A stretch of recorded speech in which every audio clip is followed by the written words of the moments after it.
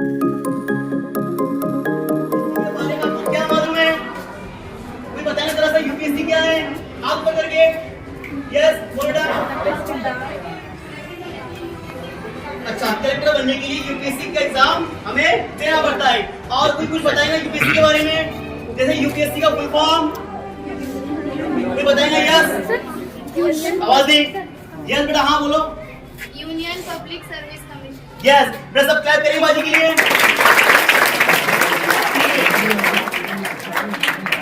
UPSC का full form union public service commission है ना। ये सेंट्रल गवर्नमेंट की तरफ से कंडक्ट किया जाता है। ठीक है सर, इससे होता क्या? ये एग्जाम है और एग्जाम देने के बाद जो बच्चे इसमें पास आउट होते हैं वो कलेक्टर है ना, आईएएस आईपीएस बनते हैं। ठीक है आईएएस और आईपीएस। और बहुत सारे स्टूडेंट्स में बेटा ग्रुप ए ग्रुप बी और बड़ी बड़ी पोस्ट पर पहुंचते हैं। ठीक है बेटा आईएएस का फुल फॉर्म पता है आपको? आईएएस का आईएएस यस बोल बेटा नहीं फिर से आईएएस आईएएस बनते हैं और आईपीएस बनते हैं। यस आईएएस का फुल फॉर्म कौन बोलेगा?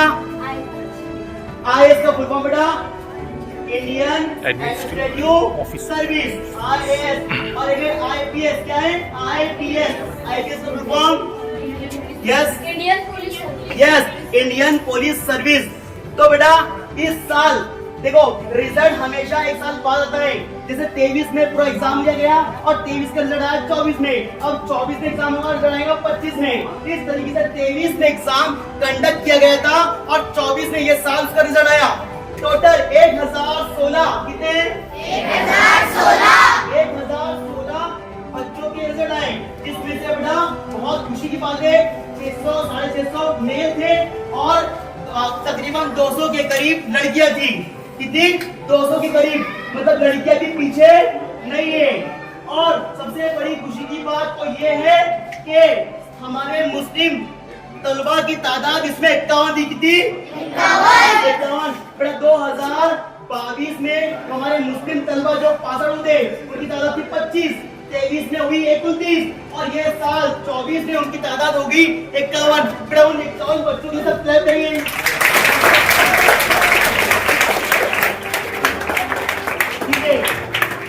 51 बच्चे मतलब के बेटा यूपीएससी का एग्जाम पास आउट हुए हैं। और ये यूपीएससी का एग्जाम बच्चों का खेल नहीं या फिर बेटा मामूली बात नहीं। जिसका एग्जाम बहुत ज्यादा टफ होता है और 3 स्टेप में होता है। कितने स्टेप में? पहले प्रीलिम कौन सा एग्जाम? उसके बाद मेन कौन सा एग्जाम? उसके बाद होता है बेटा इंटरव्यू। ऐसे जाकर उसके बाद पोस्ट में बेटा हंसी और मजाक नहीं है। और इतने टफ एग्जाम में 51 मुस्लिम तलबा और तालिबात ने इंडिया अपना मुकाम हासिल करा।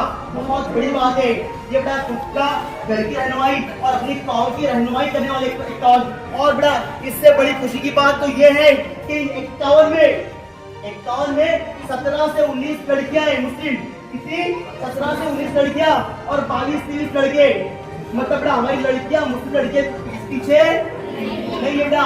उन्होंने दायरे में रहकर ये मुकाम हासिल किया। और बेटा खुशी की बात तो ये भी है कि टॉप 10 में कोई मुस्लिम लड़का नहीं, मुस्लिम लड़कियां है। कितनी? 2 लड़कियां। कितनी? 2 मुस्लिम लड़कियां। एक है बेटा नौशीन और एक का नाम है भूल रहा हूं शायद। 2 बेटा मुस्लिम लड़कियां है।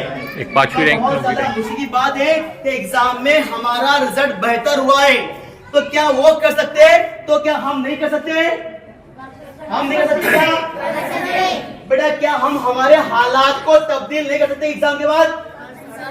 जैसे बेटा हमारा रुझान डॉक्टर इंजीनियर बनने की तरफ है, क्या वैसे बेटा हमारा रुझान ये इस तरफ भी होना चाहिए। यहाँ बेटा बिना पैसों के यहाँ पर काम होता है।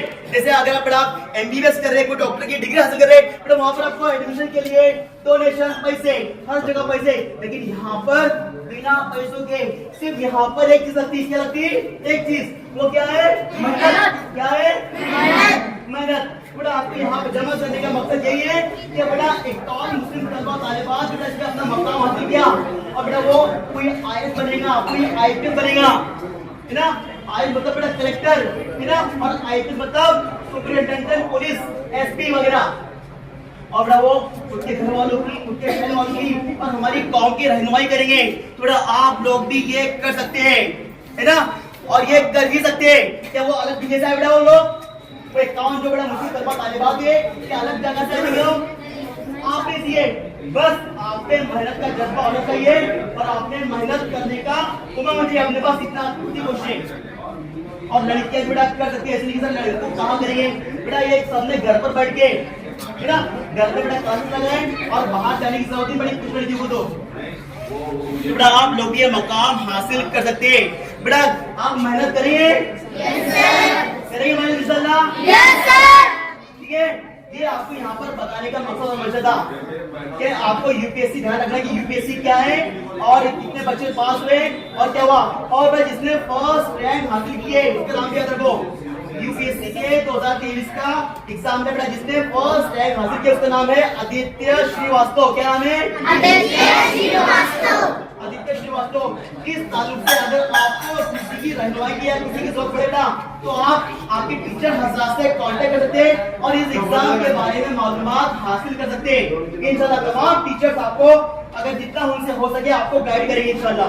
बेटा करेंगे मोहम्मद असलम? Yes sir. बेटा आपका काम ये था जब अपने पेपर की कटिंग देखे तो आपके टीचर से मुलाकात करने का था कि सर एग्जाम क्या है, इसमें होता क्या है, कैसे पढ़ाई किए, एग्जाम कब देते, ये आपने किसी ने बेटा पूछा टीचर से? आपके किसी ने पूछा क्या? बड़े इंटरेस्ट कब पैदा हुआ आप में?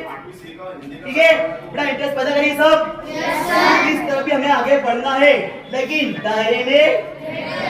दायरे में रहकर, है ना। कुछ मुश्किल बेटा नामुमकिन कोई चीज नहीं है। फिर हमें एक शेर बेटा कहना पड़ता बार बार। शेर कौन सा है? कि लहरों से डरकर नौकाएं पार नहीं होती, लहरों से डरकर नौकाएं पार नहीं होती और कोशिश करने वालों की कभी हार नहीं होती। ये चीज। थैंक यू आपने सुना, बहुत बहुत आपका शुक्रिया। हाँ यस अस्सलाम वालेकुम। बेटा सर ने जैसे बताया यूपीएससी एग्जाम के बारे में आप लोग मूवी सभी बच्चे देखते हैं, बराबर है।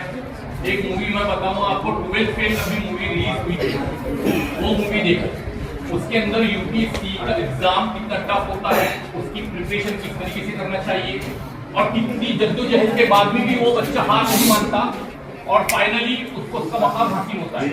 तो इस तरीके की मूवी से हमें भी कुछ सीखना है कि हमें भी इसी तरीके से आगे कोशिश करनी है। और सर ने इस तरीके से बताया यूपीएससी के एग्जाम ये बहुत टफ एग्जाम है। ये एग्जाम अगर आप लोग क्रैक कर ले तो आप क्लास 1 ऑफिसर हो जाते हैं।